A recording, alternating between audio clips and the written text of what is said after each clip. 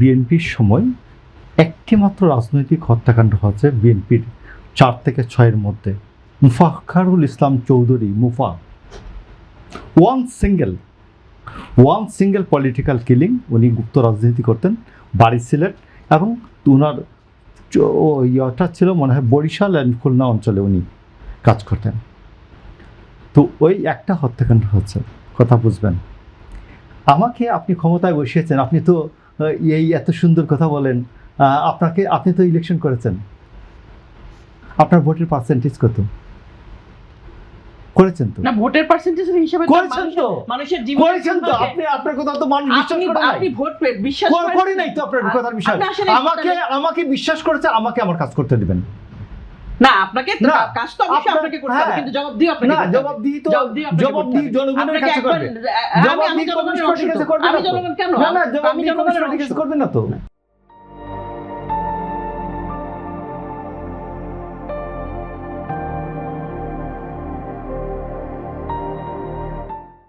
জবাবদিহি কমিউনিস্ট পার্টির কাছে করবে না, সেটা করবে না। বিএনপি সেটা করবে না, সেটা তার রাজনৈতিক এই বিষয়।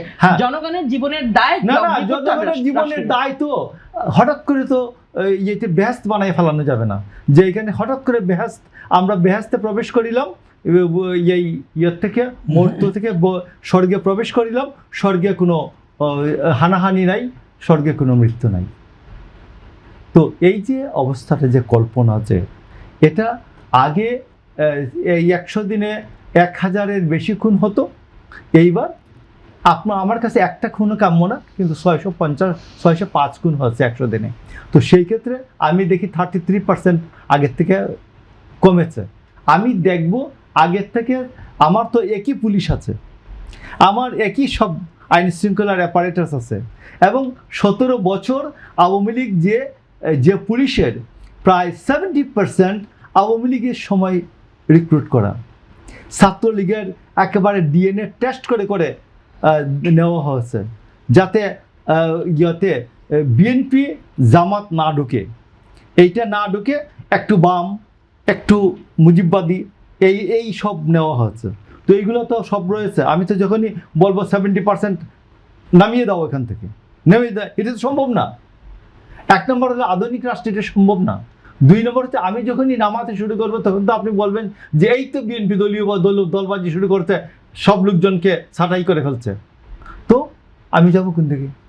আমার তো আমি সিভিল ব্যুরোক্রেসি 10% সিভিল ব্যুরোক্রেসিতে আমি পাই যে আমি চুক্তিভিত্তিক দিতে পারবো, এবং আপনি যদি গভর্নমেন্টে আসেন এই 10% চুক্তি বাতিল করে দেবেন। There is scope, legal scope, এটা আইনি সুযোগ আছে। এটা আপনি 11 জন ছেলেকে, শিক্ষিত ছেলেকে যখন দিয়েছেন, তখন তো আপনি চিৎকার করে একেবারে স্টেজ ভেঙে দিয়েছেন যে 11 জন বিএনপি তার দলীয় লোককে বিভিন্ন কর্পোরেশনের উপরে বসাইছে, এবং এই কর্পোরেশনগুলি মৃত। বনশিল্প কর্পোরেশন, বনশিল্প উন্নয়ন কর্পোরেশন মৃত, কোনো কাজ নাই, অফিস আদালত বন্ধ। তারপর খাদ্য চিনি শিল্প কর্পোরেশন টোটালটা বন্ধ অবস্থা। এটাকে উন্নত করা যায় কিনা, আমাদেরকে দিয়ে যেহেতু করা যাচ্ছে না, এই জন্য এটা করতে হচ্ছে। আমরা স্কোপ নিয়েছি যে অন্তত দেখি এটার কোনো পরিস্থিতির উন্নতি হয় কিনা। খাদ্য চিনি শিল্প কর্পোরেশনের কথা বলছিলেন, কিন্তু সবচেয়ে লাভজনক প্রতিষ্ঠান চিনি শিল্প কর্পোরেশন লাভজনক না। আমি লাভজনক প্রতিষ্ঠান একটা প্রতিষ্ঠান এর নিচে পেছনে।